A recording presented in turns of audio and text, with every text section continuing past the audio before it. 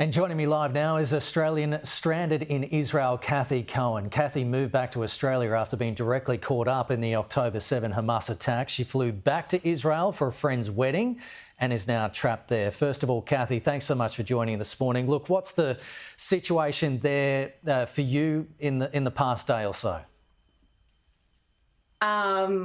We were getting ready to celebrate my friend's wedding on Friday, and everything had started. And of course, it had immediately taken me back to 2 years ago. But pretty much, we get alerts to the phone. We get told to go into the bomb shelters or into our safe rooms in the homes, and it's just you get in there and you hear the most heaviest of booms.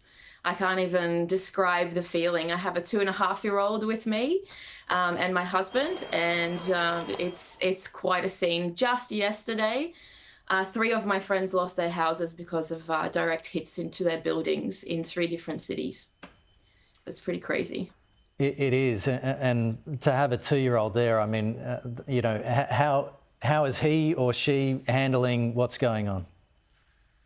So luckily, we actually, I mean, it's not luckily, I mean, it's, how can you say luckily, but, it's a very strange reality that we're living here.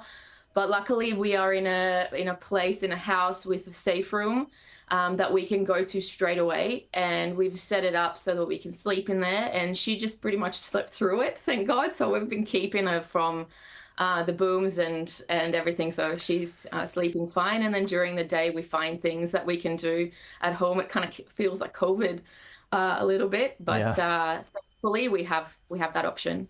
Not Cathy, everyone does. Cathy, are you hopeful of jumping on one of these repatriation flights back to Australia that Australia's Foreign Minister Penny Wong has announced will begin once it is safe to do so? So I signed us up straight away. Pretty much on Saturday or whenever it was opened, and I got a call today from Canberra. The problem is that my husband is still Israeli and holds an Israeli passport, so we can't have any option to go through Jordan or Egypt because of the severe warning we have for Israelis, and they are not accepting Israeli passports at the moment in Jordan. So we can't go on that option. So I'm looking for anything. I'm looking for boats to Cyprus. I'm looking for any way to just get out, and really, really hoping that we get a flight direct from Israel and get out as fast as we can. And what other information is coming from the Department of Foreign Affairs and Trade in Australia about what you should be doing? The information we've got right now, and we have a group called Australians in Israel, and there are some members there that are giving us some information and some encouraging words and some things to say, like look after yourself, go into a safe room, find yourself a bomb shelter that's nearby, and adhere to these to the instructions of the Home Front, which is the app that we have that lets us know when missiles are coming. But apart from that, we're waiting for their instructions. But look, I got the call today and I was very surprised and very delighted. So hopefully the call will come soon. And you got travel insurance, didn't you, before you went back to Israel? Have you had any help through that avenue? So unfortunately, I booked this whole trip with Flight Centre, and I got travel insurance through them too. Unfortunately, and I think it's my fault for not checking, but I didn't know that it was different levels, and we found out that where terrorist attack or war wasn't covered under that, so we are not covered at all by insurance. So we have to carry all of the costs. So a little unfortunate, but hopefully we can. I don't know. Hopefully we can get some help somehow. It's horrific what you're going through at the moment, but even before this latest fighting began between Israel and Iran, were you sort of not happy to return to Israel, even though you were going for a happy reason for your friend's wedding, because of what happened to you in October 7?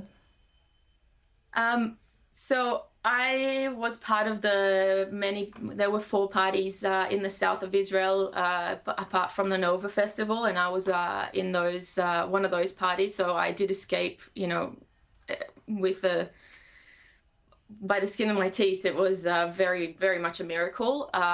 We escaped to Australia pretty much straight away, and coming back has been, I mean, I really looked forward to.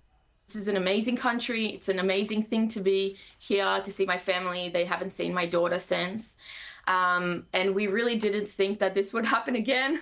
I mean, Murphy must really like me, but but I think we got caught in an alarm yesterday on the road, and it just really just took me back to that day, just fleeing in the car.